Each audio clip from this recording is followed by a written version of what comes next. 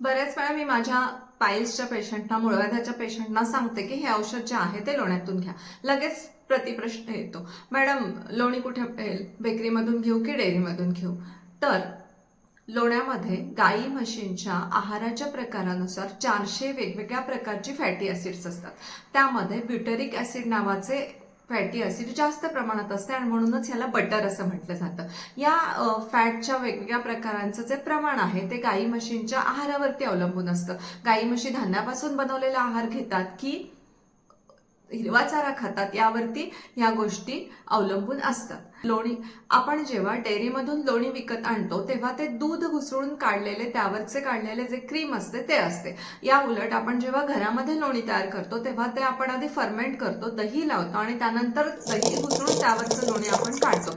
त्यामुळे असं जे लोणी आहे ते पचायला हलकं असतं, शिवाय त्याच्यामध्ये एक टँगीनेस, चटपटीतपणा असतो, एक आंबट अशी चव असते. त्याचबरोबर ते फर्मंट केलेलं असल्यामुळे त्याच्यामध्ये लॅक्टोबॅसिलसचं प्रमाण जास्त असतं, त्यामुळे ते उत्तम प्रोबायोटिक आहे, शिवाय ते गट फ्रेंडली देखील आहे.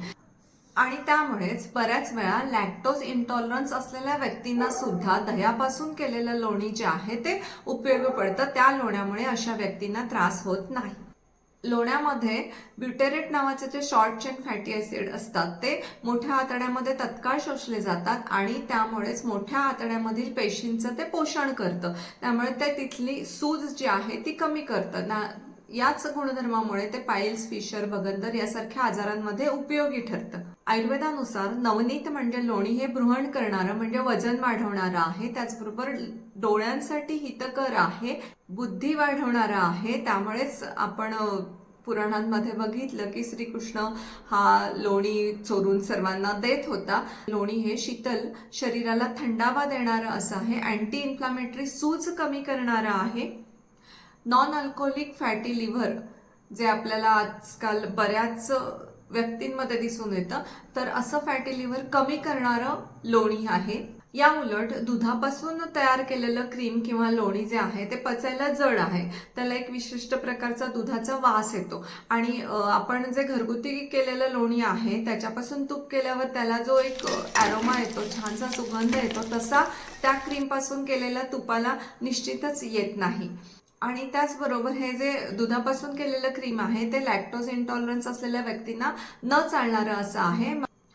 आपण बाजारामधून जे बटर विकत आणतो ते थोडंसं चवीला खारट असतं, मग त्याच्यामध्ये सोडियम क्लोराईड म्हणजे मिठाचं प्रमाण हे खूप असतं आणि याआधी सांगितलेले जे औषधी गुणधर्म आहेत ते अशा बटरमध्ये निश्चितच नसतात.